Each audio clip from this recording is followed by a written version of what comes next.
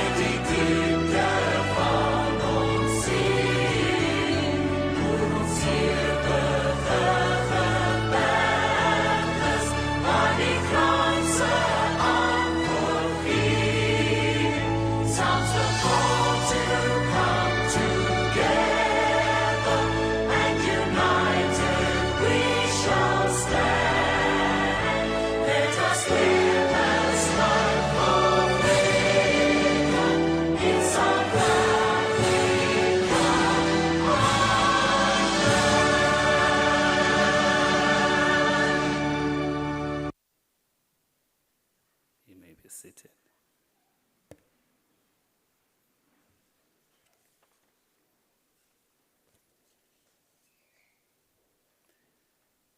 Good afternoon, distinguished guests, colleagues, students, members of the community, stakeholders across the country, across the province. I greet you all. My role is very simple, is to direct the program. Therefore, I will speak less.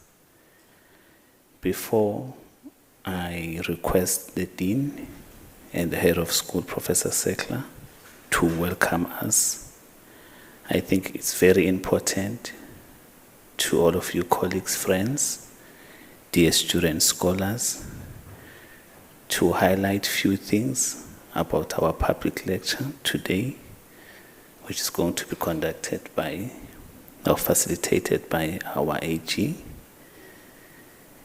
The purpose of this lecture is to reflect on the important contribution of oversight institutions to building a capable, accountable, and effective state. In particular, we seek and examine how the Auditor-General's work or office support transparency, accountability, and improved service delivery in the public sector. We are gathered here, colleagues, friends, to strengthening the synergy between academia, because there is a notion that we as universities, we work in silos, and public sector also work in silos. So we are here today to build that synergy between us as universities and the public sector in building the capacity of the state to deliver services efficiently and effectively without any delays. Universities, therefore, must produce knowledge that speaks meaningful to the developmental goals or path of our society. We, as universities, we are expected to produce knowledge that is responsive to our societal needs, while practitioners bring valuable experience that enriches our scholarship and strengthening its relevance.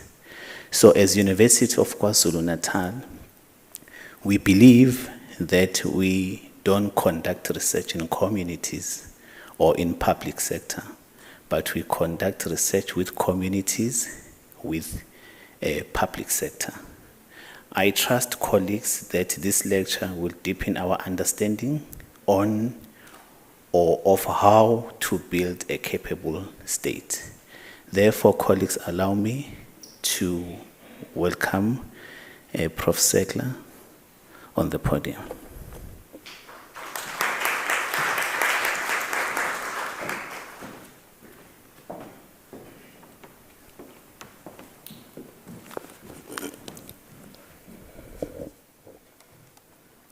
Good afternoon, colleagues, esteemed colleagues and distinguished guests. It gives me a great pleasure as Dean and Head of School for the School of Social Sciences to welcome you to this public lecture this afternoon. It's a real honor for us as a school and the university to be hosting the Auditor-General of South Africa with us today.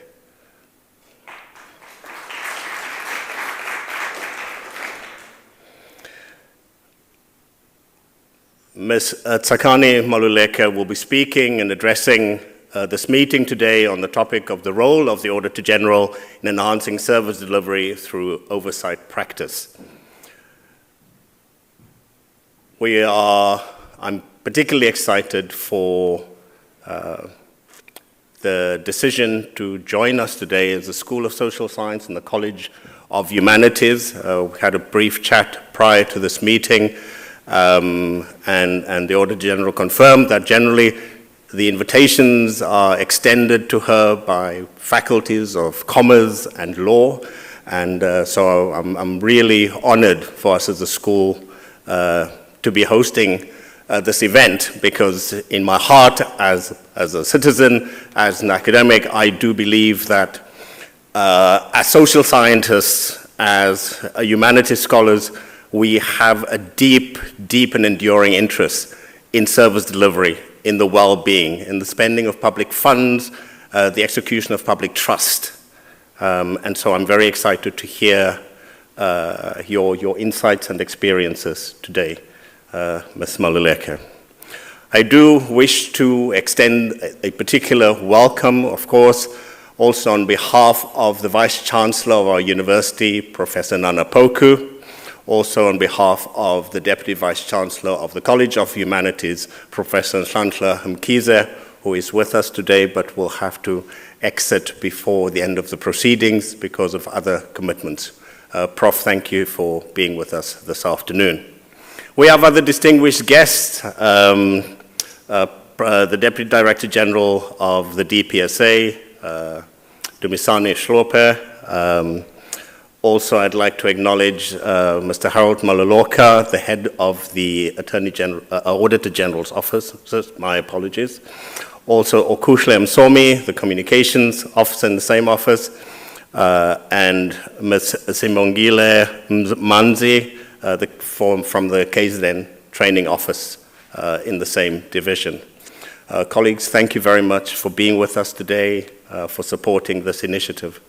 To the academics, senior academics, to students, student scholars, student researchers, thank you for supporting this event today. We look forward to your engagement with the challenges that will be presented to us today, the insights and the information. As a nation, we are facing a time of reflection. Many of us find ourselves glued on a daily basis, sometimes on direct television, to the Madlanga Commission, sometimes on short, 90-second reels on social media. But we are curious as to the very substance and nature of what holds our nation together and the extent to which accountability and transparency is what will define and characterize who we are. There's also a sense of fatigue and malaise regarding our ambitions related to service delivery. And so I will be listening very attentively. I know there are many of you in the room here today are from different faculties, but in the School of Social Sciences, we have development studies, psychology, political science, social work, anthropology, sociology, and geography that includes town planning and housing. And these disciplines, in very different ways, have, as I already indicated, an interest in the topic of today, and I look forward to your engagement with us today, colleagues, and with our distinguished speaker. This dynamic kind of interdisciplinary inquiry into social change is what is defining the new School of Social Science and where we go. It also defines the university's ambition for training skilled graduates that have a clear and an alert idea of what the job market requires, where they are skilled and prepared to in a sense, be fit for purpose, be fit and trained to address the needs of our society. But we can't do that in isolation as a university. We have to be engaged with senior public servants who sit with a global view, with local public servants who sit on an everyday basis with us. And I'm glad that we have representatives also from business and from public service within the area around the university with us today. Ultimately, colleagues, we are here because we care about what happens in the country, and I want to finally express my appreciation to the Auditor-General for being with us today, for affording us the time and the opportunity for this kind of interaction. The university cannot function in isolation, and I hope through your listening today and through your questions, we will be inspired, motivated, and also challenged to think about the role of the university in society. And with that, it gives me great, great pleasure to welcome Ms. Tsakani Maluleke to address us today. Put your hands together.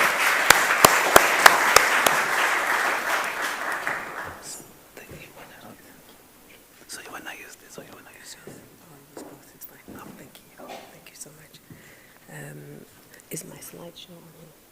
My slides on here? Should I remove this? I just need someone to move the slides.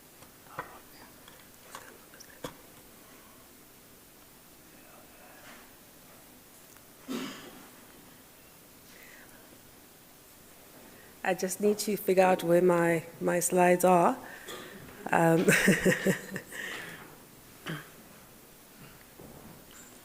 this yours? Yes. Thank you. Okay, then I think I'm good to go. Thank you. I'm fine. No, don't worry. I'm okay. Thank you. Yes, thank you very much. Okay, now that that's done, I can actually begin. So thank you very much to our program director, and I want to thank you, Prof. Settler, for your very kind introduction. So I'd like to start off by also acknowledging the presence of Professor Nhlanhla Mkhize, the DVC and head of the College of Humanities, all the members of the leadership of the university, all the members of the university, the students that are here.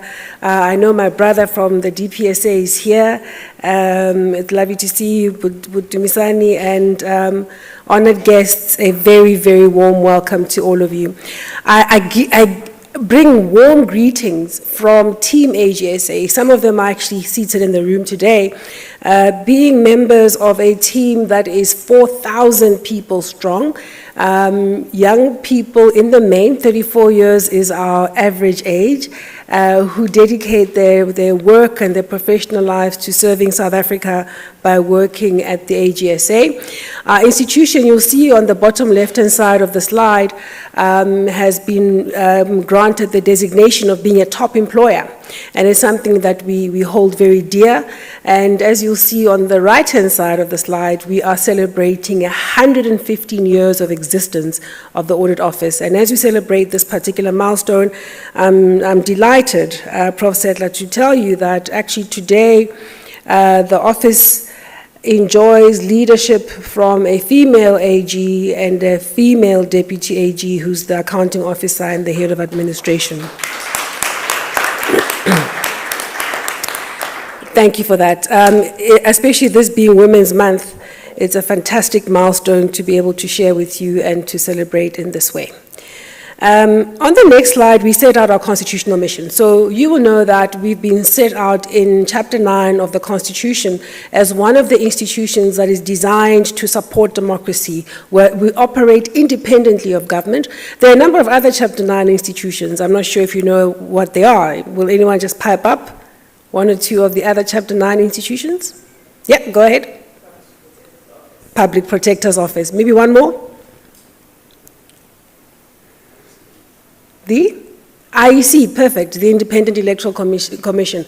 It's important that we remember that those institutions have been designed, yes, with specific, distinct mandates, but their primary objective in our constitutional democracy is to support democracy and to contribute to the creation of a state that serves its citizens in the way that is expected. I want to highlight that our job, yes, is very different from the Public Protector, very different from the IEC, but we do have to consider that at the end of the day, we are made to collaborate and work towards helping the state. We derive our mandate from the Constitution, but also the Public Audit Act then elaborated further on what it is we're supposed to do. And what we are clear about is, if you look at Chapter 3 of the Constitution, it says that, especially in Section 41, all organs of state must secure the well-being of the people of the Republic. And if you look further within that same section, that all organs of state must provide effective, transparent, accountable, and coherent government that benefits citizens. Our job as Team AGSA is to operate in a way through auditing and reporting, but in a way that's going to help contribute towards building a government that's coherent, accountable, effective, and transparent. So ours is to, yes, audit and report independently, but importantly, we are part of the machinery that's supposed to help steer government towards better delivery, better accountability, better transparency, and building stronger public institutions. The Public Audit Act also specifies that when we audit, we've got to look at 3 critical areas every single time. In our annual regularity audits, we're required to look at financial statements, performance information, as well as look at compliance with key laws and regulations relating to performance and financial management. That's quite important for me to highlight because quite often people think of us as bean counters, which in the main we are. But our job is to not just audit and scrutinize the financial report, but we've got to give a view on the credibility of the performance report, and we've got to give a view on whether or not the key laws and regulations have been complied with. The Public Audit Act also specifies that when we do our audit, we must also give in our audit report a sense of the state of internal controls in that environment. And then the law was amended in 2019 to give us more power to follow up on whether or not our recommendations are being implemented when we've identified material irregularities. I'll come back to these principles in a minute, but I do want to highlight that every single thing we do as an audit office is informed by this constitutional mandate read together with the Public Audit Act and its relevant provisions. We also take inspiration and guidance from our global community of supreme audit institutions. Other AGs across the world have got a particular set of standards that inform how we work. And one of the foundational standards that we all subscribe to as AGs across the world is called Oversight P12. It is a statement that deals with how a supreme audit institution ought to be and how it ought to work if it is to deliver value and benefits to its citizens. And it deals Oversight P12 in an aspirational way with 12 critical principles that are on the board right now. The first one, principle number 1, deals with independence. crucial that we be independent of government. Otherwise, we can't independently scrutinize government. You'll be happy to know that a combination of what's in the Constitution, what's in the Public Audit Act, and also how our respective administrations of government and respective parliaments over the years have dealt with the Audit Office, we have been seen by the World Bank and ranked as one of 2 supreme audit institutions that enjoys full independence. So that is one of the things that as South Africans we must be proud of and we must protect all the time. The other country, by the way, was the Seychelles. And year after year, the World Bank has come back to reaffirm our status as one of the 2 supreme audit institutions that enjoys full independence. The other principles talk about the type of audits we must carry out. The idea that through our work we must enable accountability, we must also through our work enable those that run government to do so better. So our work, if you look at Principle 3, talks about how when you do your work, you must give insight and recommendations that help those that run government do so better, because you don't audit just to give a report and look away. You're part of a particular machinery with a particular end, that of delivering value and benefits. And the best way to do that is to give the type of recommendations and insight that help others do their work even better. We also take very seriously our job, which is to equip councils in the municipal space, the provincial legislatures in the provinces, as well as the National Assembly, to hold accounting officers and executive authorities accountable as well. Perhaps another principle I want to highlight, because quite often people ask, when you do your audit reports, why do you then go talk about this thing publicly? Why can't you just give a report and move on? Right? Some people, especially those that run government departments, there's often a bit of an irritation. One of them said to me one day, hey man, this thing of you like to be like pop stars, you know? But we try and explain. First of all, we never talk about anyone and their report until we've spoken to them. So by the time we go public on any report, there is no one in the chain of command that will be surprised. But a key principle that attaches to an effective and independent supreme audit institution, is to be able to report publicly on what they found, so that we can equip citizens to participate in driving accountability, holding accountable those that have been appointed and elected to run government on their behalf. The principles 5, 6, and 7 deal with how we've got to be relevant, we've got to be responsive to an ongoing changing environment, and we've got to engage with citizens on a regular basis, as well as with government on a regular basis, drive effective communication of our work. And perhaps I would want to touch on the idea that if you look at principles 8, 9, 10, 11, and 12, and it shouldn't surprise you that there's so many. They look internally at the Supreme Audit Institution. They basically say to us, you've got your independence, you've got all the things you need to do, you know what to do. Make sure that in the way that you run your affairs, you too are accountable, you're responsible, you're responsive, and you are transparent. Make sure that you are run well. You must demonstrate the principles of good governance. Make sure that you invest in ongoing capacity building. Make sure that you subscribe to a code of ethics, and make sure that you deliver excellent work on an ongoing basis. Keep improving the quality of your offering. So these are the principles that underpin how the AGSA functions. None of us can ever say we are there, because these are aspirational principles. With every single year, we keep looking to strive to get better at living up to them. A combination of the constitutional mandate, the Public Audit Act, as well as these international principles, demanded that a few years ago we sit back and read the environment, read the room, so to speak. And we assessed that the South African context demanded that we do things slightly differently. The basics of what we do haven't changed. It was just about a slightly different set of approaches. Why? First of all, we looked and we found that audit outcomes were not improving. Year after year, we were reporting the same things. Irregular expenditure continues to be high, non-compliance continues to be tolerated, the financial management systems are not getting any better, and service delivery continues to fail. And we kept saying, it's no good being so good in South Africa and across the world when you're looked at as a supreme audit institution, when your impact is not being felt on the ground, if you're not able to make demonstrable gains in the state of financial governance in the country. So we said, what could we do differently? And what we came upon was this diagnosis that we have a lot of standards and frameworks and rules that govern how every single public institution ought to function. There's no shortage of guidance on what needs to happen.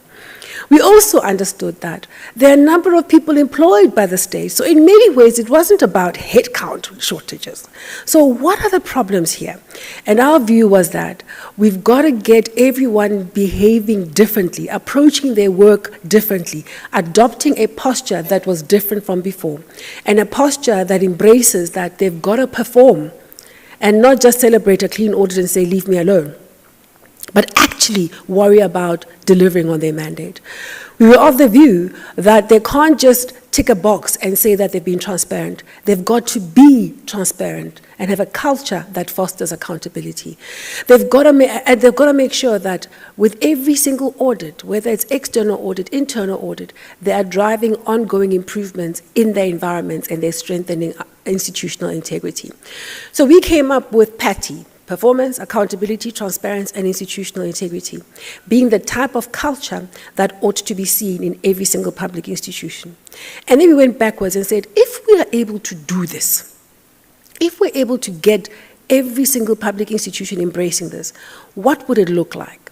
I said, well, you have more and more of them operating closer to their mandate than not. You have more and more of them actually embracing the idea that they must be accountable not just for debits and credits, but accountable for how they've delivered. You have more and more of them embracing this idea that operating within the rule of law is pretty important. You can't just keep trivializing controls, trivializing the laws, especially on procurement. If you have more institutions doing that, you'll start to have a culture that's shifting in the right direction.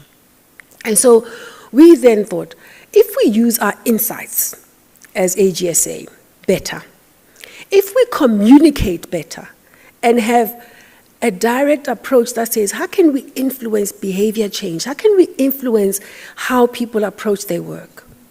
Then we will start to see a change. And also, how can we use our powers of enforcement? Because we suddenly have these powers of enforcement, which I'll talk about in a minute. So our strategy simply says, how can we use what we have as Team AGSA to drive different conversations with the people that run government and inspire them, inform them, cajole them into making the right decisions, because we can't run government.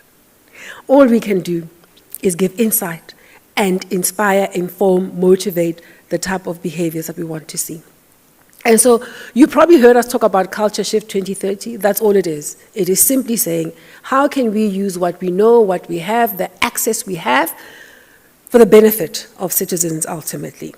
Respecting that we don't run government, we also cannot make the changes we seek ourselves.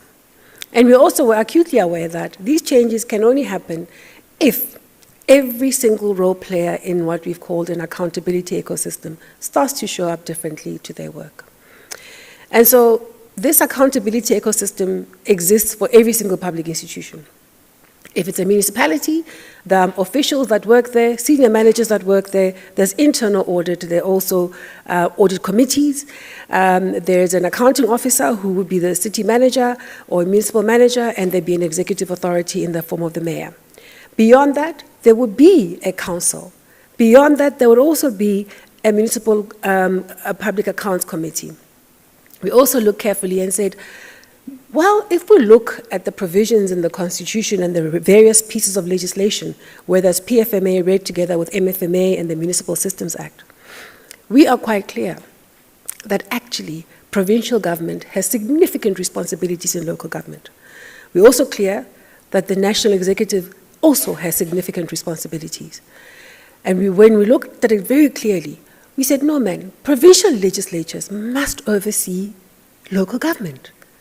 And so we went to pull out different pieces of legislation, and we shaped that as part of our recommendations and the insight and the influence work that we were doing.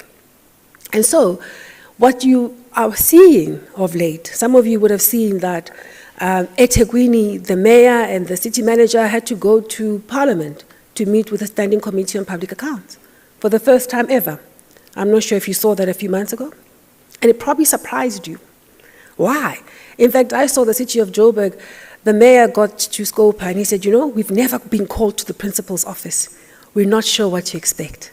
And then Scopa was at pains to say, well, let's tell you that we're not singling you out. We've read the law, we know we have responsibilities.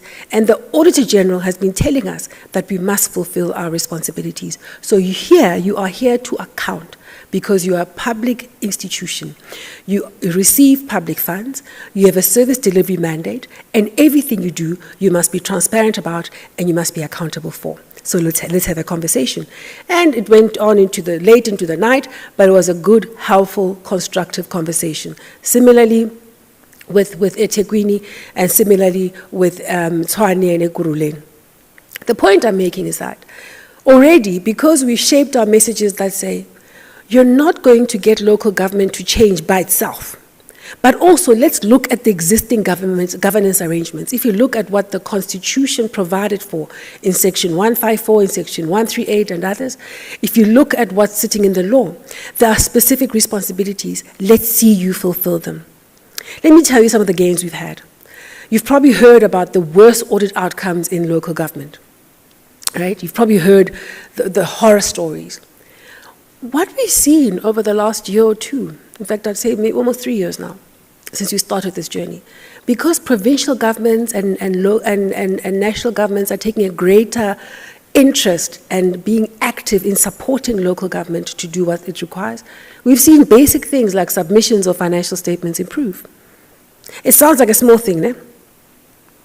It's crucial that somebody submit financial statements if they're looking after someone's money, correct? And we're not even saying give us quality financial statements, we're just saying just submit.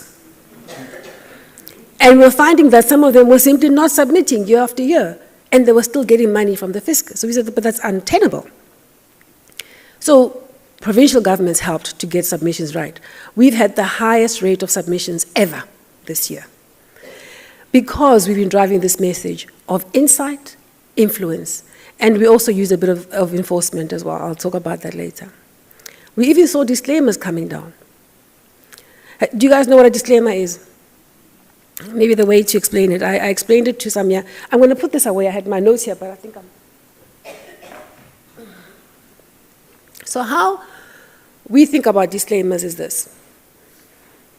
Effectively, when somebody gives you a set of financial statements and they say, this is my submission, and then you look at the records and then you try and find information to support what they're saying. Because audit is basically saying, okay, you say this is what you've done, let's just check the receipts. That's all it is. That's all it is. Let's just check the documents, let's check the evidence to confirm what you've said. And if we believe that this record is fine, we're fine. The disclaimers where we do our very best, we keep looking for records, we don't find them. We keep checking for records, we can't find them. Basically, they fudge the books. And they don't have records to show what they've done with public funds. So someone was asking, why is this so intolerable?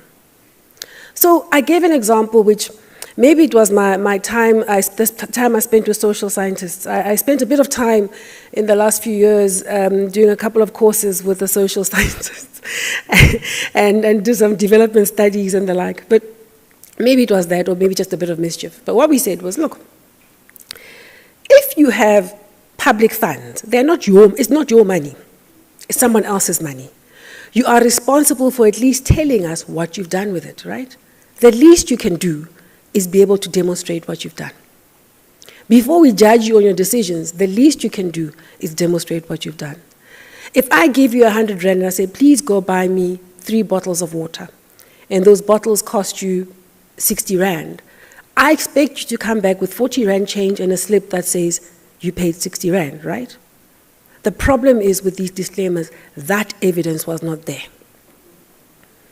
Okay, I'll put it a little bit crudely like I did in one conversation. I said, look, it's like, and it's no disrespect to the men, but often it's men. So in a family, you might have a father who's a gambler, let's just say, right? And he gets paid on the 25th, disappears for the weekend, comes home on the Monday, wife says, well, where's your paycheck? And then he simply shrugs, right? And then the family now doesn't have the resources to do what they're supposed to do. So being a family, they might forgive each other, they'll ask relatives to help out, they'll negotiate with the bank, negotiate with others, and be able to at least get out of the jam, right? But here, these are public funds. And essentially a disclaimer, especially a repeat disclaimer.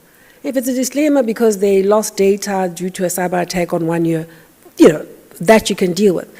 But a repeat disclaimer, as you have in some municipalities, such as Ditjobotla, you've heard that name before. KZN doesn't have disclaimers anymore, by the way, no? I have to tell you. So, yeah, okay. But you've probably heard names like Makana in the Eastern Cape, no? Oh, you guys don't do disclaimers around here. Okay, all right, let's leave it then. The point being that a repeat disclaimer is essentially somebody who takes public funds and wants to shrug when you ask them what have you done with the money. It's as basic an inquiry as that. And it is as worrying an infraction as that. So having raised this as boldly and as loudly with all role players in the ecosystem, we've been able to get some shifts happening. All this to say that at the end of the day, if we want South Africa to work, whether it's about audit outcomes or service delivery or prudent financial governance, if we want to see those things, all of us have to take an interest, given our roles, including citizens. So we place ourselves as AGSA in the center of this, not because we believe we're the center of the world, but we happen to have a mandate that sees us auditing every single public institution every single year, whether it's in local government or national or provincial, whether it is parliament or a provincial legislature. We also, remember that principle 4, have the ability to engage with citizens regularly. And so we believe that all of those gifts we have, given our constitutional makeup, give us the responsibility to use those powers and benefits in a way that's going to add value into the system of accountability. So you probably ask, who does all this work? So when we audit everyone, it's about 1,000 audits we do every single year. So there are just over 4,000 people that work within the audit office of the AGSA. If you look at our race, our gender, our age, we represent South Africa as it is. 34 years old in terms of the average age, 58% female, and if you look at the racial profiling, not profiling, but racial representation, it is pretty much South Africa as it is. 1,800 of us are registered professionals in the audit space.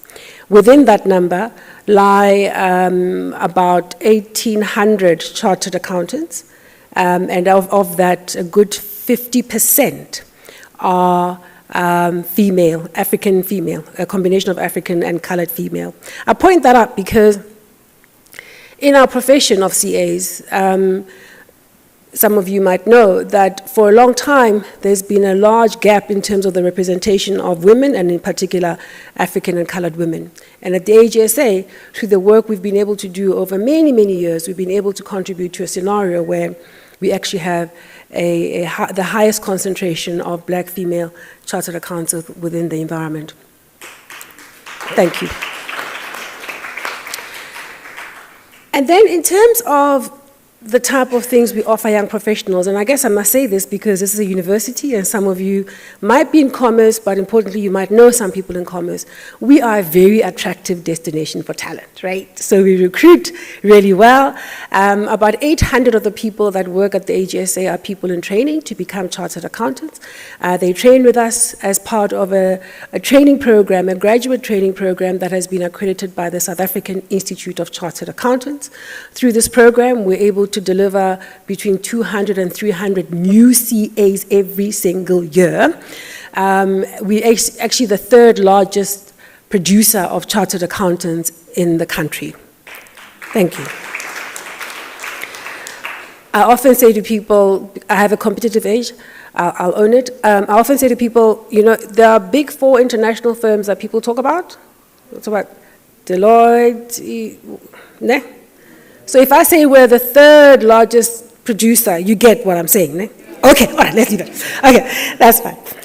I also want to highlight that using the SAICA accredited training program as a base, we've been able to bolt on other training programs. So we're able to train data scientists, we're able to train registered government auditors, we're able to train forensic specialists as well as information systems auditors. And as a consequence, we have the talent we need for our own work, but we also are able to deliver talent into the broader market, public sector and private sector. So if there are people who are keen on coming to work at the AGSA, fear not, it's not just accountants we hire. We are deliberate about diversifying our skill set. We also have engineers and quantity surveyors and people from the built environment who work with us. We've got doctors, we've got education specialists, all of these being skills that help us to ensure that when we give value-adding recommendations, they're exactly that, informed by proper expertise. Where am I? Okay. So the public sector, so I said we do 1,000 audits every year. We split the work into two cycles. One looks at provincial government, which includes provincial and national government, and the other one looks at local government. If you look at local government, we audit the 257 municipalities as well as the entities in the municipal space. That's one cycle. Then the big cycle, which we've just signed off last Friday, so there are a lot of tired people at the office right now. 31st of July is big sign-off. I'm surprised some of them are here. That's when we sign off the biggest cycle across the country. We sign off the departments, the entities, as well, including the state-owned entities. And by the way, we also audit the water boards and the TVET colleges, not yet the universities. The universities are audited by private sector auditors, but we do oversee those audits. We oversee their appointment processes and we oversee those audits because the Constitution gives unto the AG the mandate and the responsibility to watch over scrutiny of public funds across the system. So there's no escaping the AGSA. I also wanted to talk about the audit outcomes. So I remember I said we look at financial information, so that's the third one, regularity audit on financial statements. So we give an opinion on whether or not the financial statements are credible. 2, we look at performance information. We give a view on whether or not that performance report is credible. It's a little like, you know, when your kid goes to university, or I'm old enough to have a kid in university. When you go to university, as you do, at the end of the year, at the end of the semester, you need to get a report card that says how you've done. And that report card will go to your parents or to your funders or even just to you. But you need to know that you can rely on it. It has credible information. So all we're saying is whether or not that report card is credible. We're not saying they've achieved all they had to. We're just saying if they say out of the 10 houses they should have built, they built 2. It's correct. And then you can have a conversation about why did you only build 2, right? So it's an important foundational principle around the credibility of performance information. And then the other thing is we look at compliance with the rule of law, especially insofar as how finances and performance management are being run. And then we've got the audit outcomes. At the end of the audit, we give an audit report. In that audit report, we say whether or not the financial statements are correct, tick. Whether or not the performance report is credible, tick. Whether or not we found problems on compliance, tick. And then you get what's called a clean audit. That's a clean audit. We denote it in green. It's, are financial statements credible? Is the performance report credible? And were there no material problems on compliance? That's a clean audit. So if you look at our audit report for Mhlatuzi and we say clean audit, we're saying that at least you can rely on their performance report, you can rely on their financial statements, and you can have comfort that in the main, how they run their affairs complies with the rule of law. Does it mean they're perfect? No. But I can tell you for free, they are way better than, let's say, Impendle, which got an adverse this year. Did I tie someone on the studio with Impendle? I'm sorry. So the point I want to make is that quite often when we issue these audit outcomes, people will say we got a clean audit. But sometimes they don't quite mean that, because they'll have something called an unqualified with findings. By unqualified with findings, that's when we say the financial report is credible, but there's a problem either with compliance and or with the performance report. That's not a clean audit. If you look at eThekwini, that's not a clean audit. Just to be clear. Okay. Qualified with findings, that one we normally put in purple. That's where we can say there's an error on the financial statements, but at least we know it. We can tell you what it is, whether it's assets or whatever. We know what the error is. And then adverse with findings, that's our Impendle Fellows, where the report is wrong. We've tested it, we're comfortable to say it's wrong.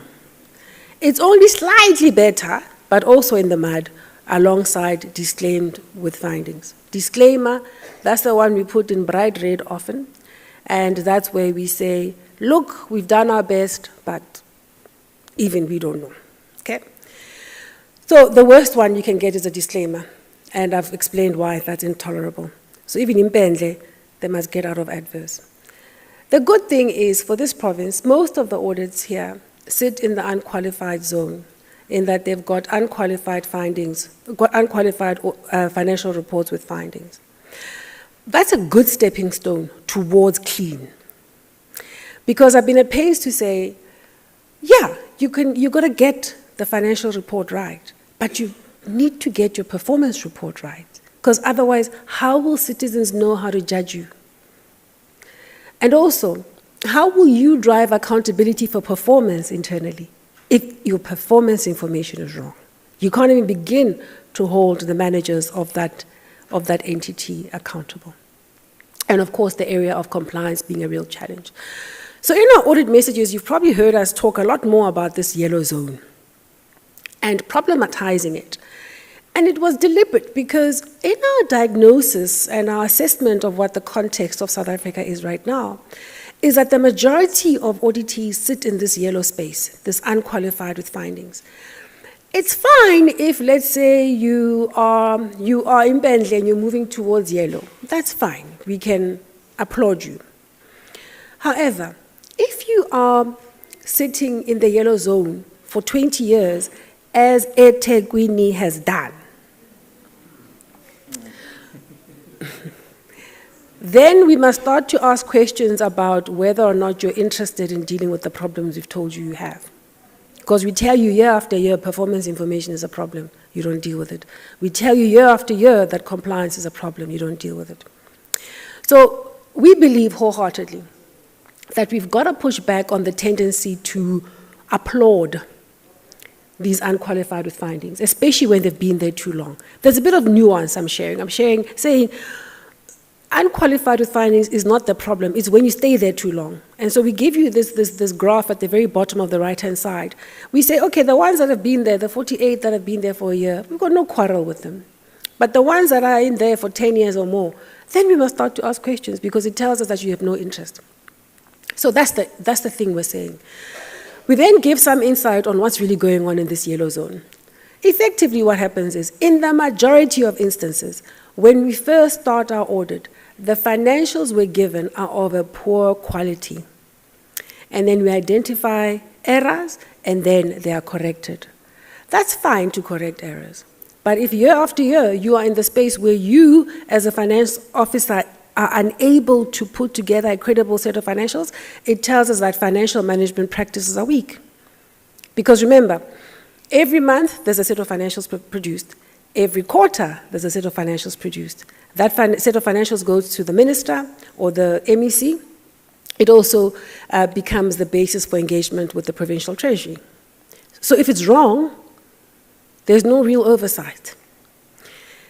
So yes, you can fix the year-end accounts and you'll get your unqualified opinion. But underneath the hood, are a set of weaknesses that make life difficult for you. And how does life become difficult?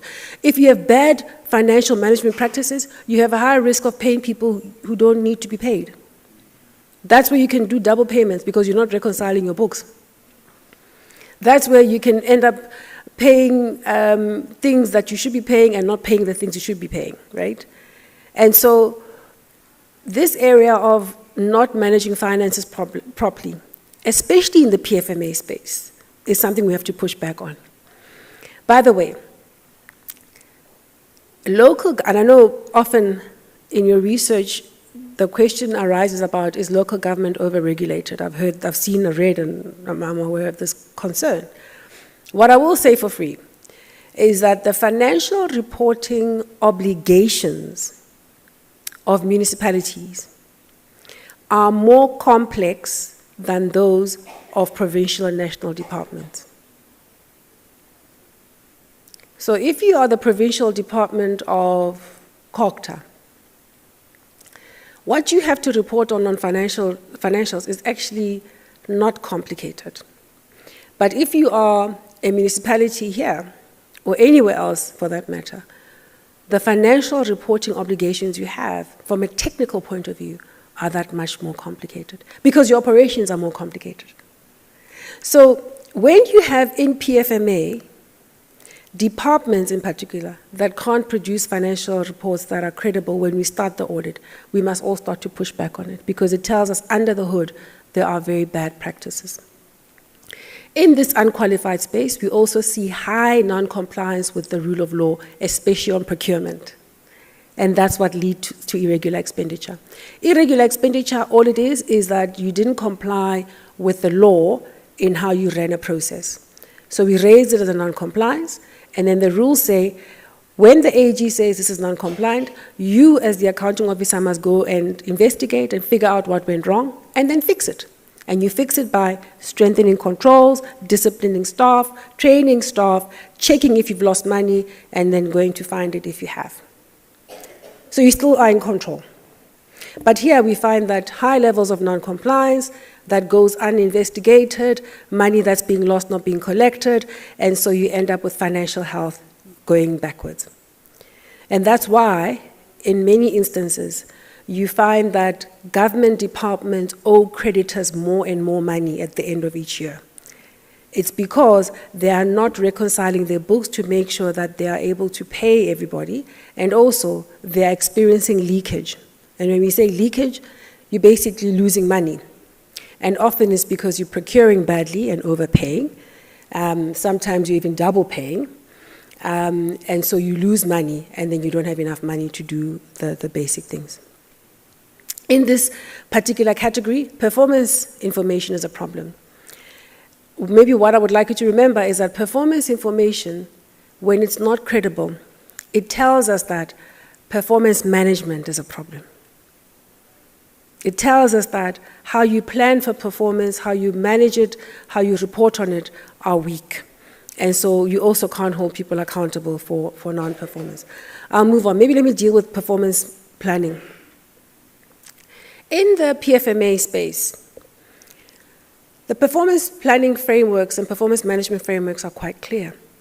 You start off with the National Development Plan, which is a long-term plan for the country, which then informs the medium-term strategic framework for 5 years. Right now, we're working on the basis of a medium-term development plan, which is the current 5 years we're in for PFMA. And then every single department is given specific obligations from that countrywide plan to say, you shall do this. And that's what informs their performance report. They must plan for something, budget for it, and then do it. And every quarter, what they planned for, budgeted for, and are supposed to be doing is the basis of a review. So what we do is we audit by law their final year report. And then we kept finding that when the annual planning was being done, the indicators that were being chosen were either not relevant or not particularly useful. And how they were couched was not going to get the department where it needs to go. And how they were then trying to give evidence on what they're reporting would be problematic. So we then decided as Team AGSA that, look, what we can do is perhaps intervene a bit earlier. Because just to take it back, the department will compile its draft performance plan. It is then submitted into Parliament, to the portfolio committee that then looks at it. It is Parliament that approves that portfolio, that strategic plan and budget. But the problem is, Parliament is given a very short time to look at it. And of course, if you're a parliamentarian, you're unlikely to know the ins and outs of every single department. So we said as Team AGSA, how can we work differently in the system? Instead of coming at the end of the year and saying, what you approved beginning of the year is wrong, which is not helpful. So we said, how can we be more relevant, more responsive, and support oversight? So we conduct proactive reviews, and we give those insights before they approve, believing that it'll start to support the system better. We've also seen the Department of Monitoring and Evaluation doing this work as well, so we're collaborating more closely with them. The type of things we're seeing on performance information is that, especially in local government, this area remains pretty weak. It is starting to improve, but it's still pretty weak. Remember that in local government it's slightly different. They have a 5-year integrated development plan, which is then distilled into an annual performance plan, which is meshed to the budget, so it becomes the SDBIP, the Service Delivery Implementation Plan, and that becomes the basis on which they're supposed to do their work. We're finding things like where the SDBIP or the annual performance plan excludes critical service delivery aspects. So by way of example, far too many municipalities won't include in their performance plan the need to maintain infrastructure assets. And then they don't even include it in their budget. And that's why infrastructure degrades, because there's no plan to maintain. There's no capacitation of the need to maintain. PFMA is slightly better, but just to give you an example of some of the interventions we've had to make. If you look at a provincial department of COCTA, about 4 or 5 years ago, we found that all of them had clean audits. I think there was 1 or 2 that didn't have. So out of the 9 provinces, 7 had clean audits. And we were like, how do you sit with a clean audit at provincial COCTA and the municipalities are in disarray? In fact, in this province, we had the same conversation. So we looked carefully at the financial report. We said, financial report, that's easy, because their reporting obligations are easy. We look at their performance report. Their mandates say, support and monitor local government, right? The municipalities in your space. What they had in there were things like number of meetings held with municipalities. And of course, that's easy to tick, and it's easy to quantify. Well, I have some sympathy. I know we chuckle, but I have some sympathy with administrators, because they will be saying, how can I write this thing in the easiest way? Because then I must show that the meetings happened. If I start to say, well, reduce disclaimers, now I must deal with impact. What if they remain stuck, you see? So I have some sympathy with it, but I think we have to have a much more nuanced conversation about how we plan for performance and monitor performance and manage it. It's starting to shift. What we did was we went back to the law, and we said, okay, if we look at the law, the specific things you must do as COCTA include reviewing the integrated development plan that's submitted to you for review. Do you do it? And we understood then that a number of provincial COCTAs did not do that. And if it was submitted to them, they just passed it along. They'd forgotten why that provision is there.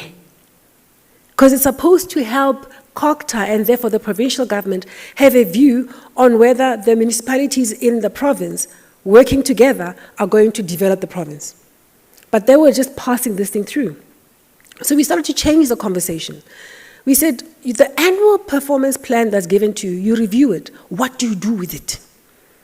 Right?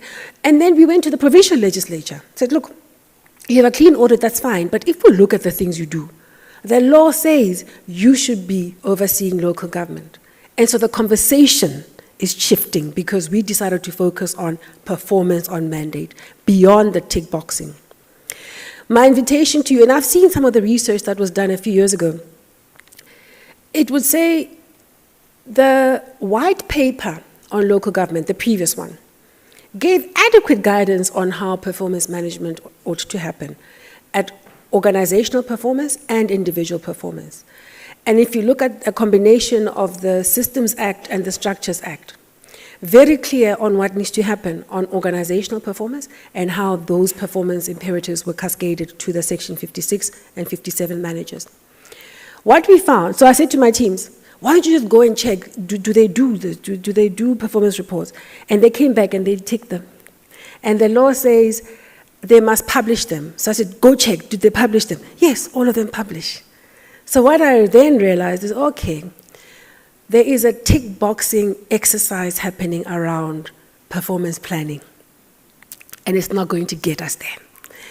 So I guess we need social scientists as yourself to help us unpack what is it we've got to drive differently to get the benefit out of these frameworks and tools, because they are there.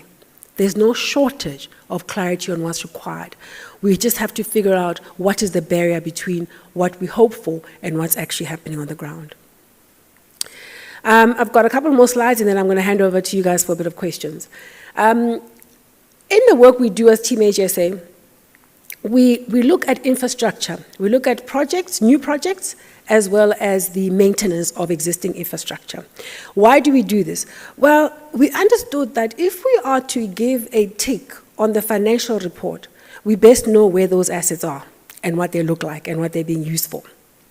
We also understood that if we are to figure out how to up the levels of performance, then we ought to look at the state of infrastructure, whether it's new projects or old projects or existing infrastructure. And then, of course, we're also struggling with, but why is it that the financial health of municipalities continues to worsen? And they report something called water losses, distribution losses on water, or electricity distribution losses. And we're trying to unpack why this is not getting adequate attention. And what we understood was, well, it starts off at the planning, so maintenance is not planned for and it's not monitored, not budgeted for. And then, of course, the infrastructure degrades, that's where you have so many leaks. And then when the water leaks, effectively it's money leaking because they should be selling that water to you, they should be selling that electricity to you. So we understood that bean counters like me have no chance of looking at infrastructure and saying it's degraded. So that's why we have engineers and quantity surveyors that work with us. We also work with environmental health scientists so that we can understand the harm that's being caused when wastewater treatment plants are not being used properly. Why do we do this? First of all, we understand our role as being to ensure that we give proper assurance on the numbers. And the numbers can't be right if an asset is sitting at X value but is being allowed to deteriorate and actually it's worth Y. So as an auditor, you best go and see it. Also, if they are reporting that they've done a few things in their performance scorecard, we best go check if they've been done so that we can confirm if the report is credible. So we're simply getting better at doing what the law requires of us. And with that, we're able to help citizens understand the link between the work of the Auditor-General and the reports that we share and how they live their lives. They can suddenly understand why it is that they have no water in their taps, or why it is that there is still poor quality of water coming through the tap, because we've been able to link it to what happens on the revenue cycle and the capacity issues. So on infrastructure, we've looked at infrastructure. The one point I want to land here is this. The capability of the state to manage infrastructure projects is pretty weak. And we find the same problems at PFMA as we do at MFMA, meaning that there isn't yet a big enough pool of auditees or public institutions that have the capability to reliably roll out infrastructure projects. What do they get wrong? First of all, they plan badly, so they have a long plan for an infrastructure project, but they don't budget for it properly. Or they're uncoordinated. They'll go build houses and the bulk infrastructure is not in. Second of all, they procure badly. So they end up appointing contractors that are unlikely to deliver what's required because they flouted the procurement processes. Third of all, when that contractor has been appointed, they then don't monitor that contractor properly. And then fourth, they don't hold anyone accountable, not the contractor, not the staff in the environment. And so all of it comes back to institutional capabilities. Discipline on procurement, discipline on monitoring, discipline on planning, and discipline on ensuring that you pay only for the things you've received.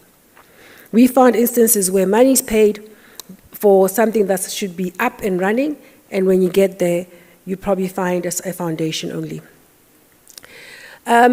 One of the sectors that struggles significantly with infrastructure, new projects, and maintenance is the water sector. So we invested a significant amount of time looking at the water sector very closely. And that was because, as Team HSA, we said, well, we have the ability to look across institutional boundaries, because remember, we audit everyone. So we looked at the many municipalities that have got responsibilities on water delivery. We looked at the water boards. We looked at the water trading entity. We looked at the TCTA, which does infrastructure for the water sector. And a combination of looking at all of these institutions and looking at the value chain of providing water helped us understand where the problems are. And so that report is available. I hope that those of you who are interested in the water sector will have a look at it. It tells similar stories to what I've said before, which is that the capacity to do what's required is not always there. The discipline of doing what's required and doing it properly is not always there. The accountability and consequence management that ought to follow for poor performance or transgression isn't always there. And as a consequence, you end up with all of these problems across the water sector, especially with the President having now recently launched a program to deal with water as a crisis.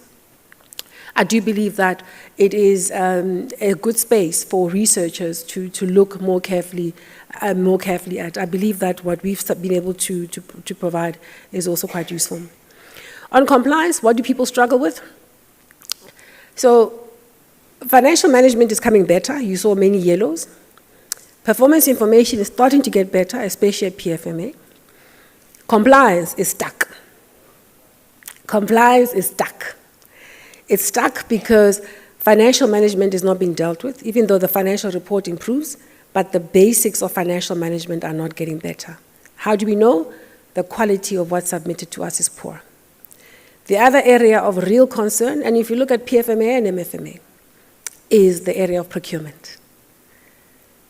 Managing contracts that are already there, procuring in a way that's consistent with the constitutional provisions of Section 216, making sure that the process is fair, it grants equitable access to business opportunities, it's transparent, it's cost-effective, it's efficient.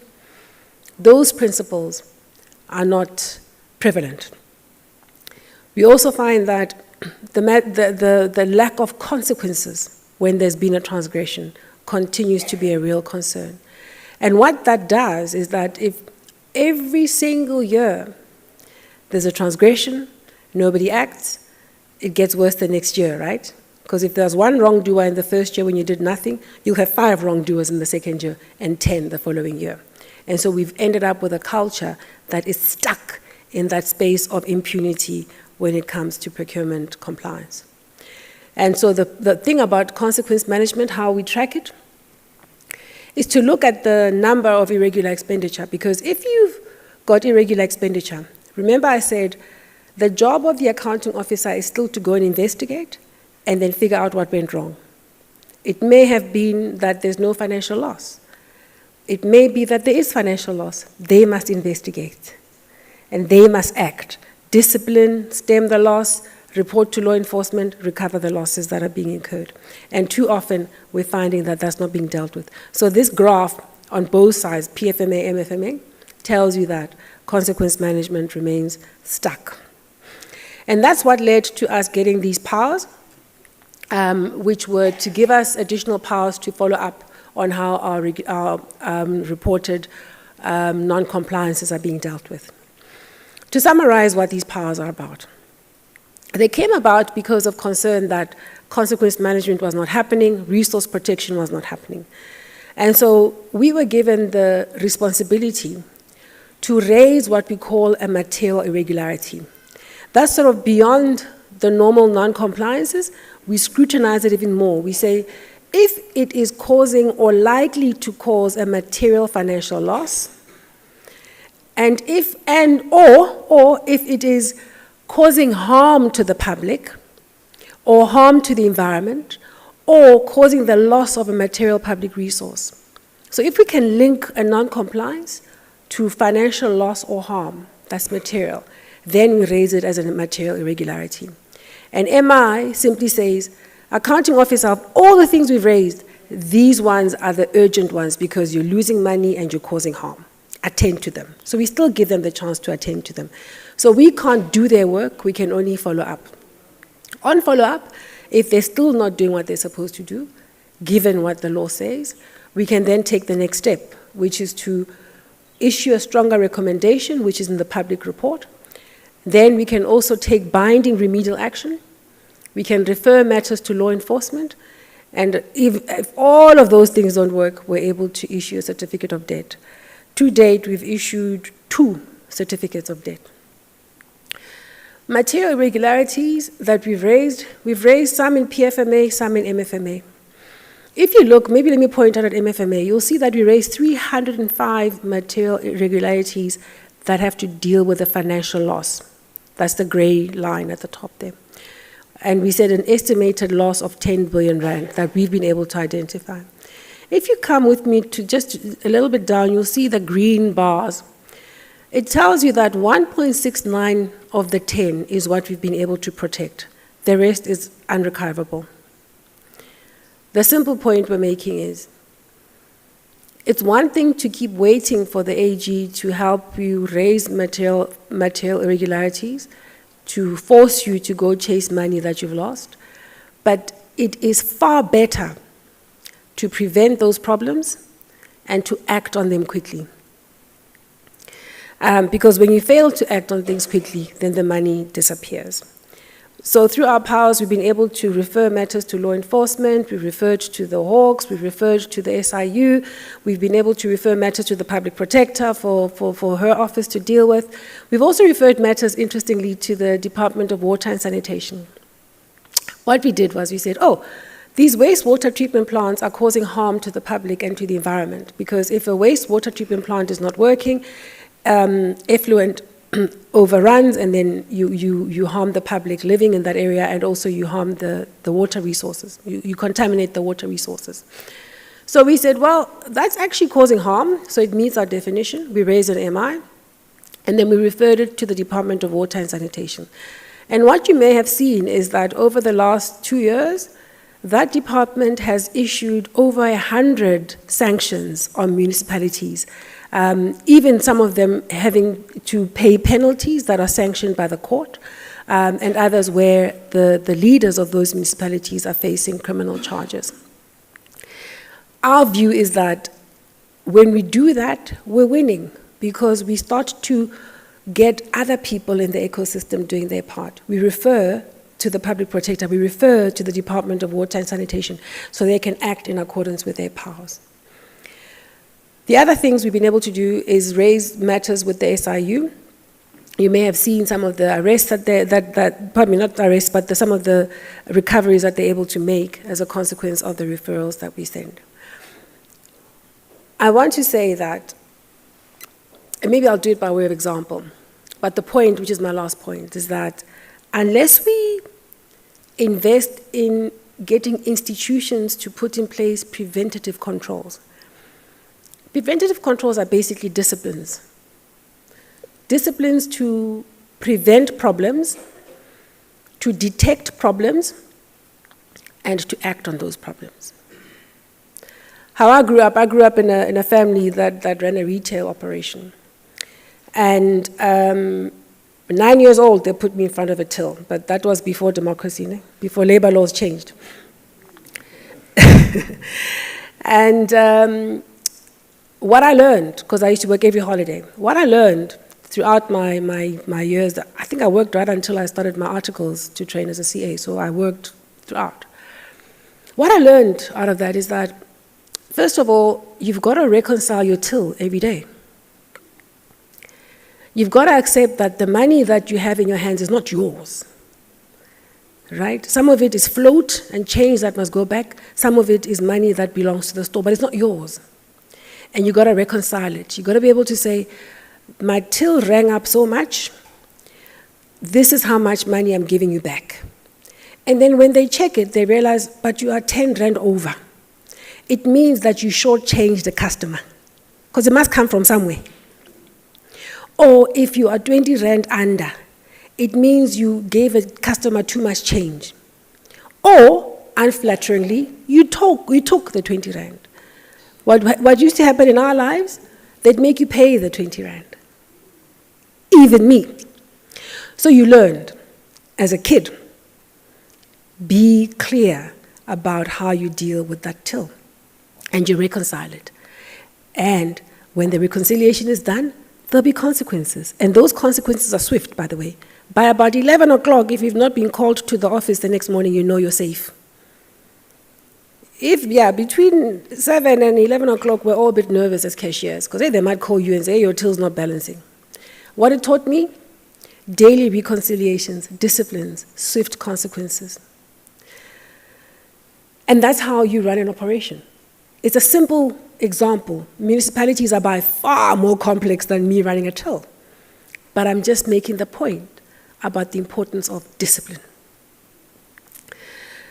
The first certificate of debt that we issued as Team HSA went in the name of the municipal manager responsible for Ngaka Mudiri Mulema district municipality in the Northwest. It's a municipality that has been struggling with governance issues for a long time. In fact, they currently have the SIU investigating. Back in 2019, in the 2019 audit, we found that they had effectively overpaid a water tankering service provider. And this was just us checking the records through the audit. So we say, look, this is an MI, because you've got financial loss. And at the time, we calculated a loss of about 2.8 million rand. So then we raised it as an MI. And we said to the municipal manager, go deal with this, go and investigate and deal with it. We come back to follow up. Eventually, he investigates. We come back, we say, okay, your investigation says genuinely there's an overpayment. Go calculate how much. He calculates. He says, oh, it's 4.8 million rand. We say, okay, now fetch it. And this man didn't fetch it. Now we're issuing remedial action. Now we give a notification for a certificate of debt. And eventually we give a certificate of debt. And now he's going to have to pay 4.8 million rand out of his pocket. Now, this is one transaction. It's highly unlikely that it's the only one like that in that environment. It's highly unlikely that this 4.8 million rand is all that was lost. And when, a few months after this conversation, we were listening to the Madlanga Commission and heard the name of the company that belongs to one Suleiman Karim, and it sounded familiar, and we checked our records and realized, oh, that's why he didn't fetch the money. It is far better, far better to invest in the institutional capabilities that will prevent these problems, that will act on them quickly, and set a culture where observing the law, performing on mandate is the norm rather than not. It is far, far better to strengthen institutions so that they are not so vulnerable to the whims and the abusive tendencies of those that seek to fleece the state. So I will leave you with this message, and it's a recommendation we've shared with everyone we talk to that has responsibilities in government. Invest in building strong institutions. Invest in controls. Invest in ensuring that you have institutional capabilities. And push back on everything that militates against that.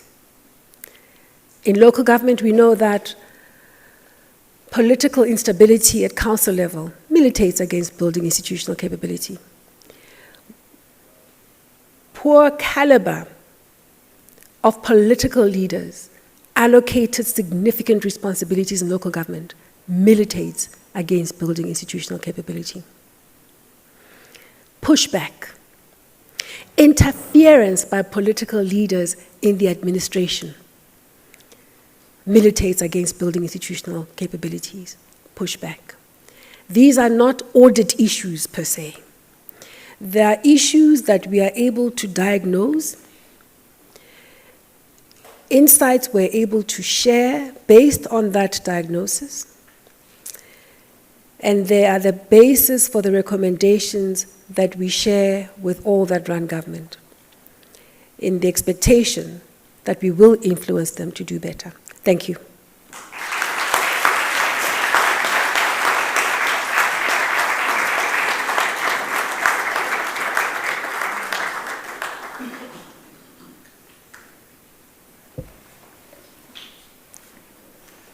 Thank you so much, AG, for an insightful presentation, engagement. In actual fact, you exposed us on understanding governance processes. At the same time, you gave us a homework in the context of statement of the problem as researchers. There are gaps in the system, there are gaps in the governance system, governance structures.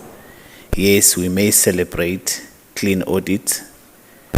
Then the main question is, what is the impact? So as social scientists, we need to focus more on the impact. Yes, we appreciate numbers, but the most important thing, does the clean audit translate a responsive performance toward the needs of the society? So without wasting time, colleagues, let me allow questions, if there are questions, comments that are directed to AG.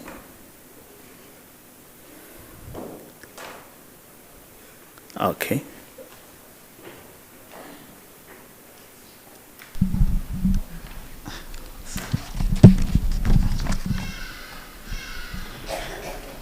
Thank you.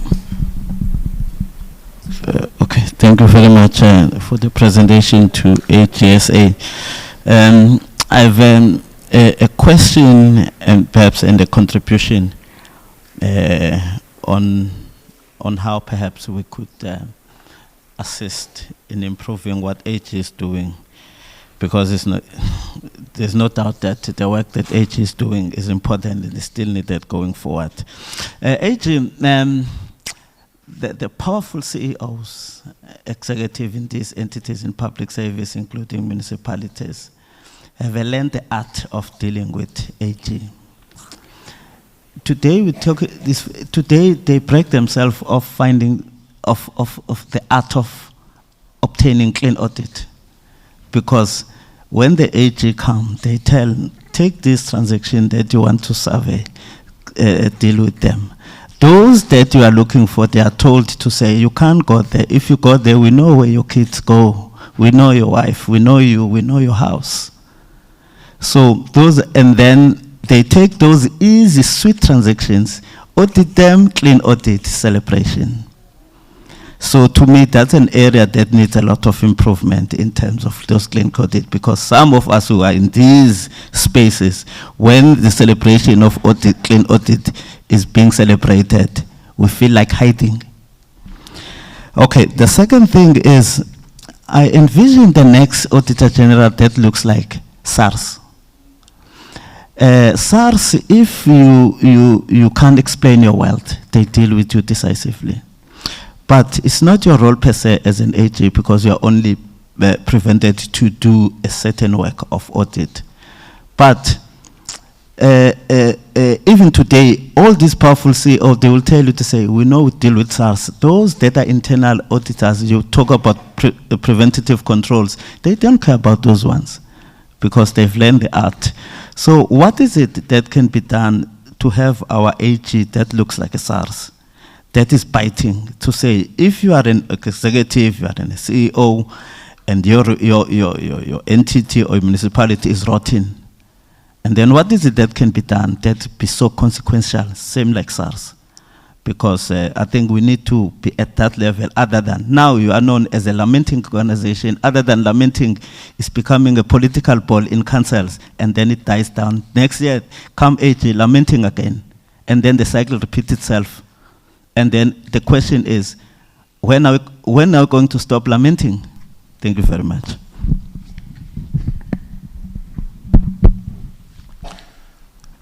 Thank you very much, Program Director.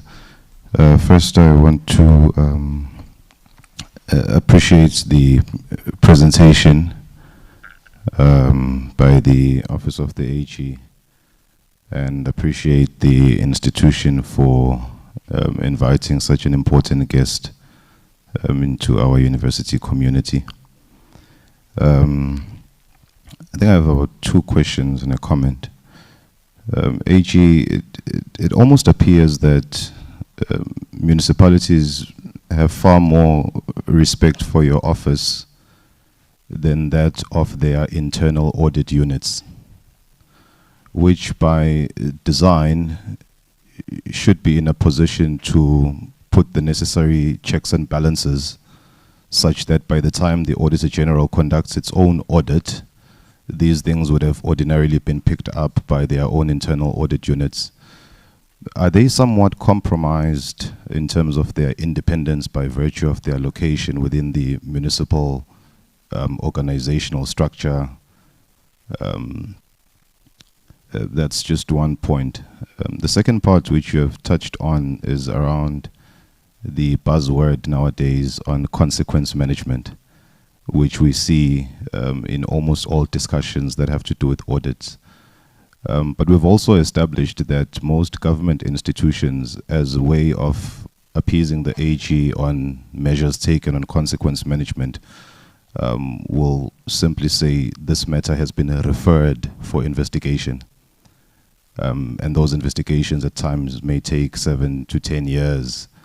And if at all there's anything being done, you're likely to see a warning being given to someone who has, caused severe consequences for the institution. So what can be done to actually enhance that process of consequence management within the local government space?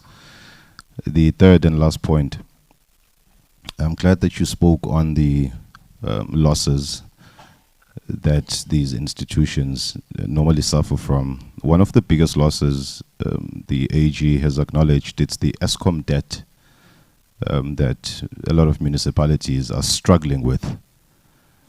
These are due to several reasons, such as poor collection, such as electricity losses, theft, etc. And we note that the Treasury, National Treasury, I think it was a couple of weeks ago, withheld funds for, I think, about 69 municipalities. The ESCOM debt is one of the reasons, unfunded budgets, etc. Will these municipalities at some point be able to pay the ESCOM debt, given that it has consequences on the audit outcomes of these municipalities? Most of them are struggling to pay the ESCOM debt. They are receiving electricity. They are unable to collect the revenue to tally and be cash positive, if I were to put it that way. And lastly, given that this is an academic space, I'm not sure if the Dean and the DVC will be happy about this one. Universities, in terms of research, are now recycling research topics that are not making impact in society. Most studies tend to change locations as case studies, but are not necessarily producing the cutting-edge knowledge that actually positions universities such as UKZN as premier universities. What niche areas would you suggest our institution focuses on, at least to try and make some groundbreaking research, as opposed to continuing with the recycled topics around audits and performance, etc.? Thank you very much.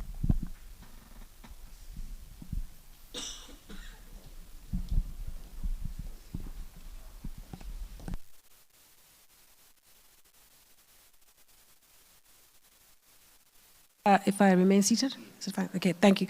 Thank you for those comments and questions. Maybe let me start with the last ones and I'll work my way back up. So some of the research topics, I think there's a wealth of areas that we need to engage with. And perhaps conversations like this help, right? There's one, I'll give you an example. There's something I've been pondering and I've not seen research on it. Maybe I'm missing something. It is this idea that municipalities are able to raise debt onto their balance sheets, right? And they get, they raise it themselves, they have a particular cost that's attached to it, and then they go and apply it to whatever, right? So it's effectively debt that'll have to be paid by residents of tomorrow. Now, if that same municipality goes bankrupt, somebody else is going to have to find the money, right? So it's a risk for that community in that locality, but also a risk for the fiscus. And I wonder if there's enough work being done to understand the extent of these borrowings, the determinants for the cost of borrowing associated with each and every one of them, and how best we can control how they deploy those funds. Because as the AG, we come after the fact. And so maybe that's just one thing you might look at, but I want to assert in no uncertain terms that there are a number of really exciting aspects that we all have to still uncover. Let's not also be shy to look at areas that other people in different parts of the world haven't looked at. Because the reality is that how we are running the accountability ecosystem within South Africa is in many ways at the cutting edge of what's available. I talked to you about the role of the AGSA, which is really at the cutting edge of what other Auditors-General are doing. We've recently taken on the audit of UNESCO, which is one of the bodies within the United Nations family. And we are able to impress, and seriously impress them, doing what we do, which is audit financial statements, performance information, and compliance at the same time. Because we know that our methodology allows us to follow the resource across the system. Just that has impressed them no end. So for me, what it tells me is that we perhaps sometimes underestimate just how advanced we are, and we therefore lose opportunities because we keep looking back instead of helping everyone else look ahead. So I hope that answers the question. In terms of the losses at municipalities and the ESCOM debt, so you'll know that 2 years ago, the National Treasury brokered a support program for municipalities to help them restructure their ESCOM debt, and then there were particular conditions attached to it. 74% of municipalities were in that program were unable to keep to those conditions, meaning that that program didn't quite work for them. What's at the real problem, source of it? It's inherent lack of viability, but also a history of poor financial misgovernance. So you got to solve for both. Some of it is viability, so you might need to put more money in, but some of it is financial governance. So even if you put more money, if you do it into the same system, you'll get the same outcome. So you need to solve for both. So there has to be greater reform, and it's going to be very painful. I listened to the Minister of Finance recently talking about the city of Joburg, and he was analyzing their profile in terms of salaries and wages, and makes a concession that they've taken on particular responsibilities that other metros might not have had to do, but there has to be reform. So there has to be reform. I think that's the short answer to your question. There has to be reform.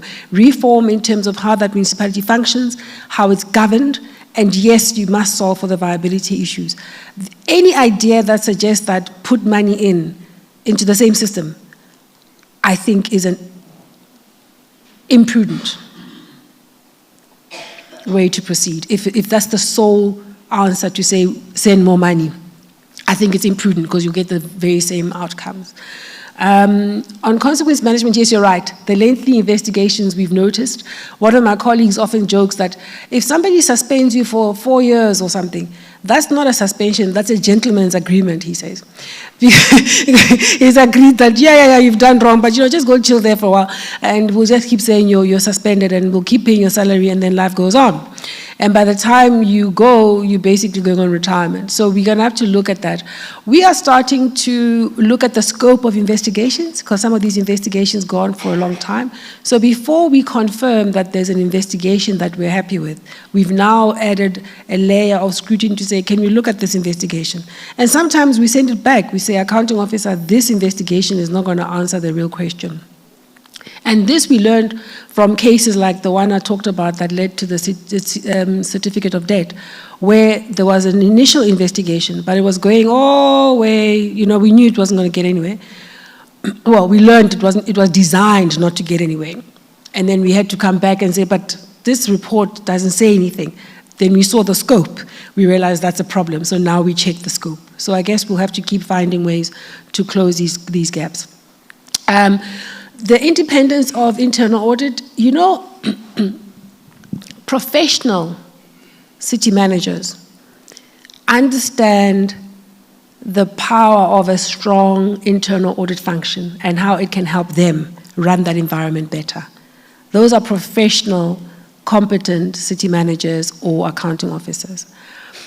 When you've got a combination of a professional city manager who wants to do the right thing, plus an audit committee that's effective, they'll make sure that even though, from a management point of view, internal audit reports to the accounting officer, it is the audit committee that monitors how that internal audit functions and agrees on the audit plan for internal audit and monitors how the internal audit reports are being dealt with. In a nutshell, I'm saying the problem is not location. The problem is about how the city manager or the accounting officer and the audit committee are dealing with internal audit. We find that sometimes internal audit is there, but they're not given resources. Or they are there with resources and then they're being misdirected. They're given all sorts of investigations, investigate that one, instead of doing the core work of providing input into the combined assurance model. I know I'm running out of time. SARS as consequences, as AJ said, I think we're moving beyond lamentations. I was at pains to talk about the powers that we have and the impact that we're able to drive. I also talked about how we've used the accountability ecosystem to drive the type of changes. Are we there yet? No, but it can't only be us, and that's why we're trying to get other people to also act. The city manager of Mangaung, we issued him a certificate of debt recently. He's taken us to court, so we'll see how that goes, right? So when someone goes to the effort of calling lawyers on you, you're not inconsequential. In terms of clean audits, the intimidation of staff that report to the audit office is a feature that we see every now and again. And how we solve for that is, yes, make sure that we get our teams to work as teams. We have a methodology, no one audits alone, so they would have to fool the whole team. Yeah? But of course, it doesn't mean that they might not take out transactions so that we never see them. But when that happens, we also rely on other people in the accountability ecosystem to also act ethically. The managers, the internal audit committees, if they all sit back and watch, this whole thing falls apart. You can't rely only on one player. And then clean audit and service delivery. what we found is that the ones with a clean audit, and it doesn't matter where they are, whether it's KZN or Gauteng or Cape Town, our experience, and we've looked at this thing every which way, the ones with clean audits might not be perfect, but man, they're far, far, far better than the other categories. If you look at Mfuleni, it has a qualified audit opinion. Mfuleni is the one where by the Vaal River in the Gauteng area. And if you look at Midvaal, which is not far from them, they've had a clean audit for 10 years. The service delivery imperative at Midvaal is better met than Mfuleni. So in a nutshell, I'm saying, even if City of Cape Town is not perfect, they have the ability to deliver on what they say they will do, full stop. And that's what a clean audit says. So you can have a different conversation with them around why we're not prioritizing this or that. We believe wholeheartedly that clean audit remains a credible foundational basis on which to build good governance. Is it the full story? No, but it's necessary. I hope that helps. Thank you.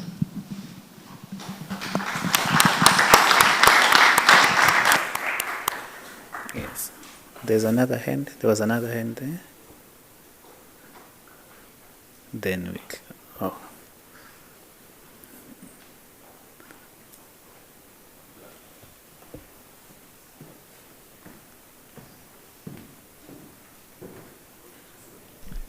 Thank you very much, AG, for this lecture. It has opened my eyes into a different perspective. I come from an M&E space, but I do have two questions that I would like to engage you on. The first one will be on performance information. AG, please, can you advise on what sanctions do you have on municipalities that are still reporting on spreadsheets when it comes to performance information on the SDBIP?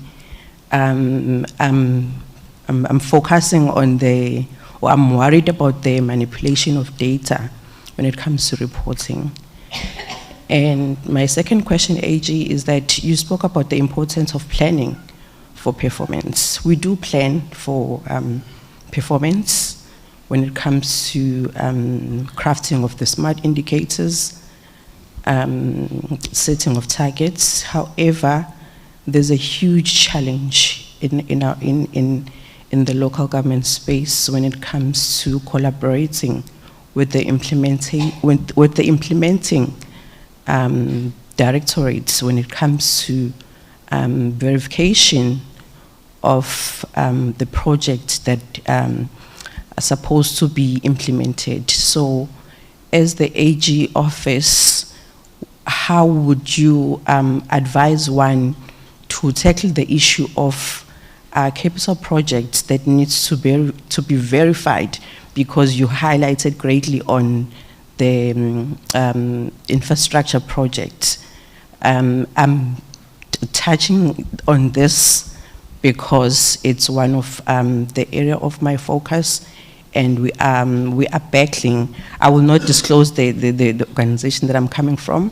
I'm reading the audience, but I really would like some advice on those two. Thank you very much.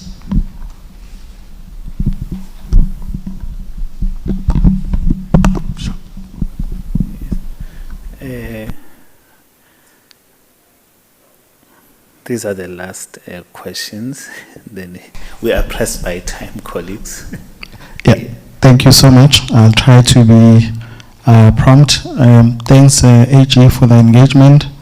My first area where I would like to pick your brains on is that from the presentation that you've been making and the successive reports that you've been giving, is that the impression that one gets is that there is no political cost for maladministration in South Africa.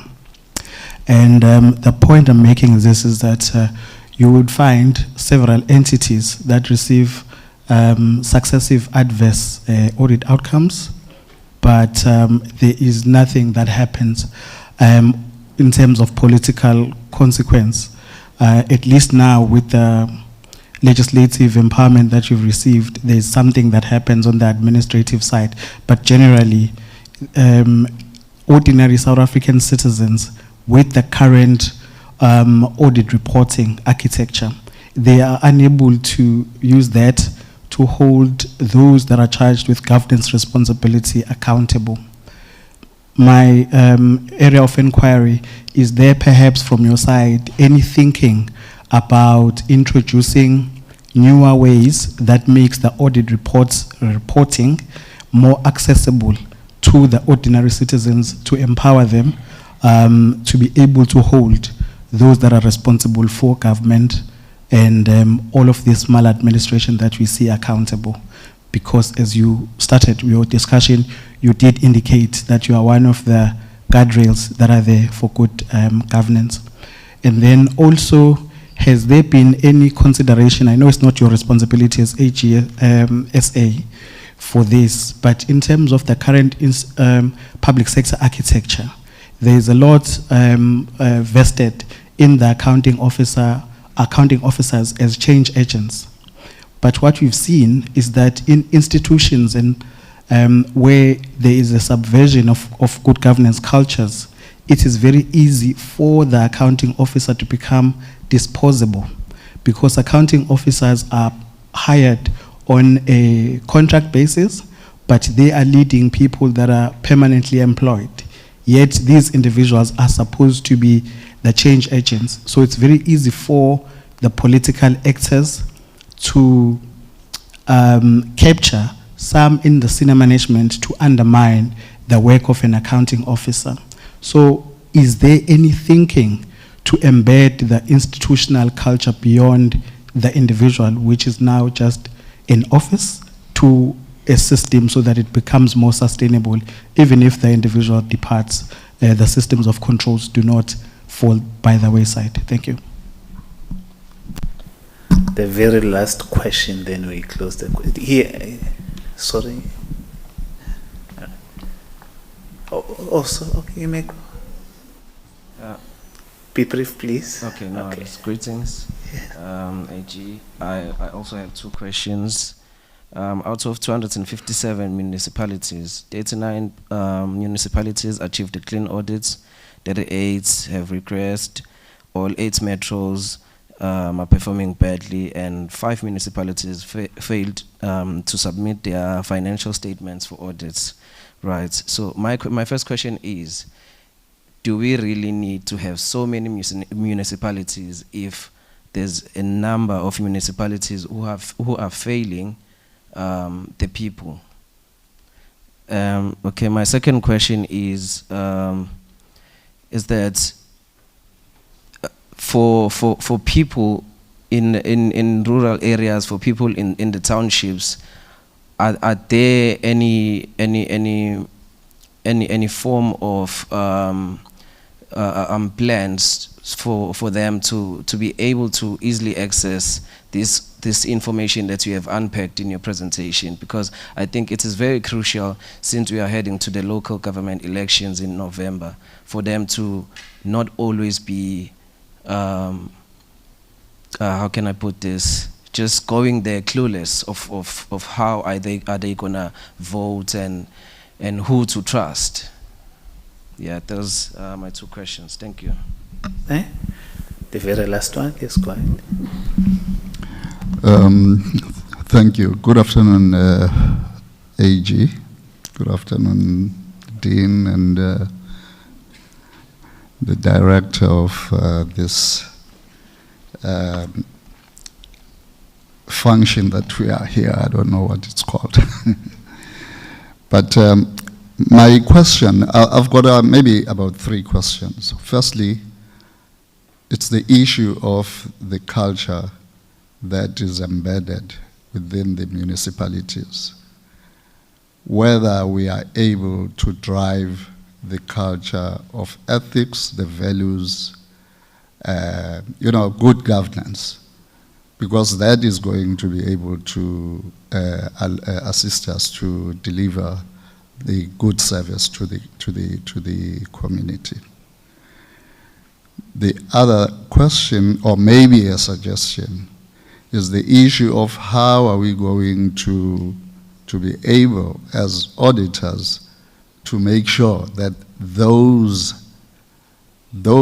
normative values that are supposed to be embedded in the system are actually being, you are reaping the values, the outcomes of it.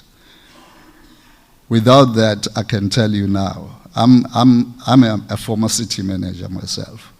I know how it works. You've got your politicians sitting on top, telling you what to do, and telling you all the wrong things that you must do. Down beneath you, you've got staff that has been employed by the politicians. Whether you like it or not, that staff is actually being influenced a lot by those politicians. Now, we need to come with a system where we're saying, let's train our staff to be able to push back, as you are saying. And let's have a system that takes away the politicians, away from the administrative delivery vehicle. Unless if you are not going to do that, you are still playing. And all that we are doing, we are just talking about the compliance. We have done all the right things. We have ticked the boxes. And we know we have mastered you. We know how to tick the box. We know what you are looking for. And we can actually be able to manage and befriend your guys that are coming to audit us. In my city where I was, what I found is that the financial manager or the CFO was actually friends with your guys.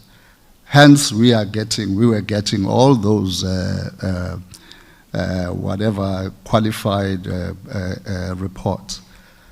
But the issue for me is that, coming from as well from your profession in the audit profession, one thing that I know is that we were trained on ethics. We were trained on also I see the professor. You just took my point off. But I'm not gonna back down, because these are things that the AG needs to know. We were trained on ethics. We were trained on how to behave ourselves as auditors, and these are things that I think the culture of our municipalities need to be doing. So thank you very much for sharing.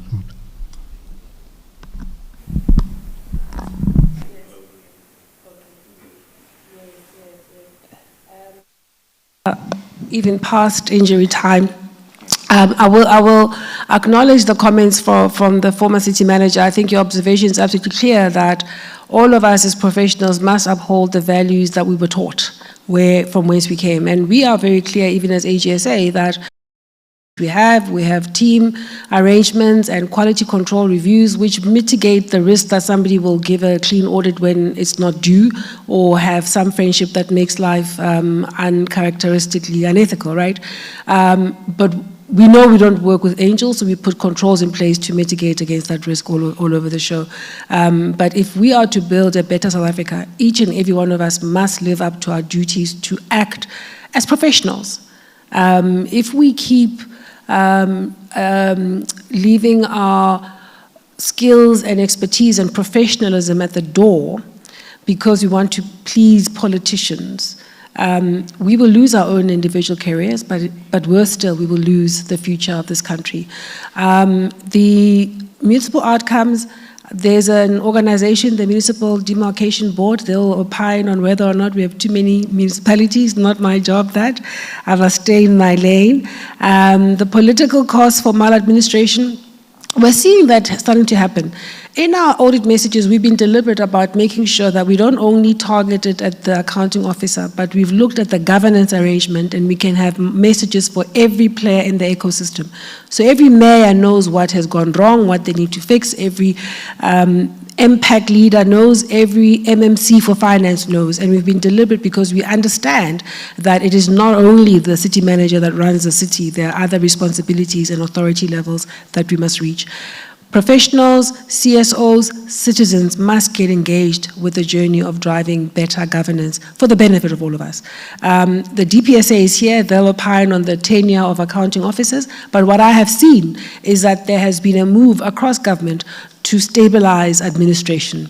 And in fact, over the last, I'd say 5 or 6 years in both local government and PFMA, we've seen a trend where there's better stability at key levels. If we can continue on that trend, we'll be able to start rebuilding institutions. I've heard your plea, ma'am, about performance information. My suggestion to you is do quarterly reviews, full reviews on those reports. Get an engineer or a quantity surveyor that can work with you to go and verify independently of the project team, and make sure it becomes a practice. If you do it quarterly, you'll get to an end of the year and it's fine. Make sure that your city manager is part of the journey, because he or she is the person that's going to drive a tone about what's tolerable and what's not, and make sure you get the support from the project owners to do your job as internal audit. You're not going to be able to do it alone, and it's going to be important that it is the accounting officer that lives up to his or her responsibilities as given in the law, because they're supposed to make sure that they have credible information. Whether it's spreadsheet or computerized or digitalized, at the end of the day, the controls must be in place. That's how you get to credible information. But with that, thank you very much. Thank you so much, AG. Due to time, may I request Dr. Mohammed Saida to give a vote of thanks. While she's coming, I have more than 30 questions, but I will email it to you online. Online questions. I'll try to be as quick as possible. I stand on established protocols. In particular, I acknowledge the presence of the Deputy Director-General, Mr. Dumisani Hlope, and the team from the AG's office. Good afternoon, distinguished guests, colleagues, students, ladies and gentlemen.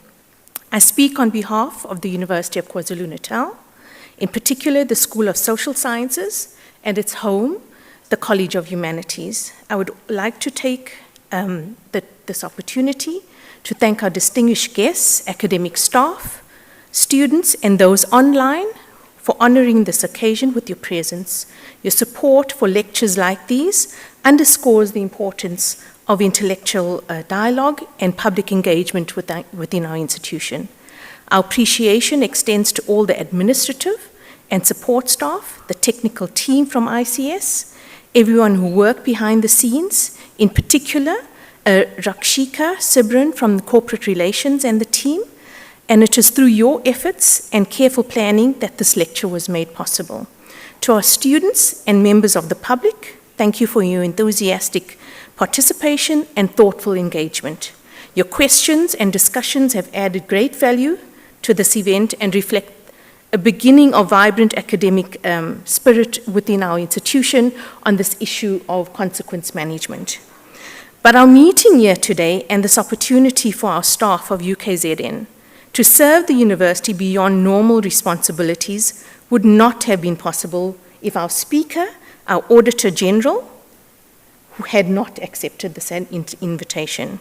It is apt that in this month of August, a month when we take our time to celebrate women, that we have had the pleasure to be present to witness this lecture from our first woman Auditor-General in South Africa.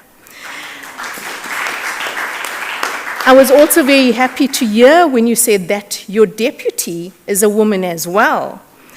And so from what we've heard, we appreciate the time taken out of your very busy schedule to prepare, to travel, and to deliver this very thought-provoking lecture for us. Your lecture has enriched our understanding of the role of the AG's office, your emphasis on the need to actually change the culture not only within the AG's office in terms of how we think about the way in which we deal with audits, but within the public service itself is an important thing for us. We leave this lecture feeling inspired by your words. We will think more deeply about matters of compliance and apply these within our university space even. We truly appreciate your willingness to engage with our university community and to contribute to our culture of learning and scholarship. We celebrate you. We celebrate all women in this month of August. As we conclude, may the ideas shared this afternoon continue to stimulate meaningful conversations, inspire new research, and encourage us all to pursue knowledge, not just with curiosity, but with purpose. Thank you once again to everyone who contributed to the success of this public lecture. We wish you a safe journey home and look forward to welcoming you to all future university events. Thank you. Thank you.